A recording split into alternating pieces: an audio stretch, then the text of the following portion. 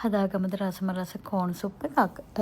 මේකට මම එකතු කරගත්තා උතුරන උණු වතුරට චිකන් මට අවශ්‍ය ප්‍රමාණයට. චිකන් ටික තැම්බීගෙන එද්දි මම මේකට ලුණු ටිකකුයි ගම්බිරිසුයි ඒ වගේම තලාගත්ත ඉඟුරු සුදු ලුණුත් එකතු කරගත්තා.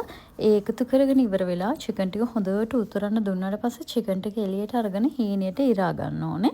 හීනයට ඉරාගත්තට පස්සේ එක පැත්තකින් තියලා ඔගොල්ලෝ කෝන් ටික එකතු කරගන්න. ඔගොල්ලොන්ගේ අවශ්‍ය ප්‍රමාණයට කෝන් ටික එකතු කරගෙන හොඳට කෝන් ටිකක් තැම්බීගෙන එද්දී ඒකටම අර ඉරාගත්ත චිකන් ටික එකතු කරන්න. රස පදමට ඔයගොල්ලන්ට ලුණු බලන්න පුළුවන් අඩිපාඩුවක් තියෙනවා නම් නැත්තම් පොඩි සුප් කැට කෑල්ලක් උනත් දාන්න පුළුවන්. ඒ ටික හොඳට දිය වේගෙන එද්දී ඔයගොල්ලෝ මේ සැහැන්දක් විතර කෝන්ෆ්ලවර් අරගෙන හොඳට දිය කරලා මේ සුප් එකට එකතු කරන්න.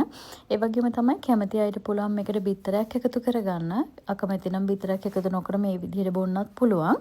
එතකොට ඒකේ වෙනම රසක් තියෙන්නේ. බිත්තරයක් එකතු කරනවා නම් අනිවාර්යයෙන්ම ඔගොල්ලෝ පුළුවන් තරම් ඉක්මනින්ම බිත්තරේ හොඳට තැම්පුණාට පස්සේ ඉක්මනින්ම ලිපන් නිවා ගන්න හේතුව බිත්තරේ දැම්මට පස්සේ සුප් එක ටිකක් ඝන වෙනවා තවත් වැඩිපුර කෝන්ෆ්ලවර් වලට අමතරව.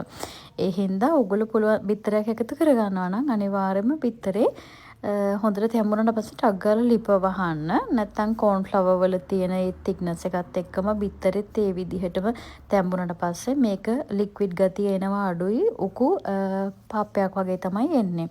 හරි එහෙනම් ඔයගොල්ලෝ හදලා මටත් රස කියන්නකෝ බලන්න.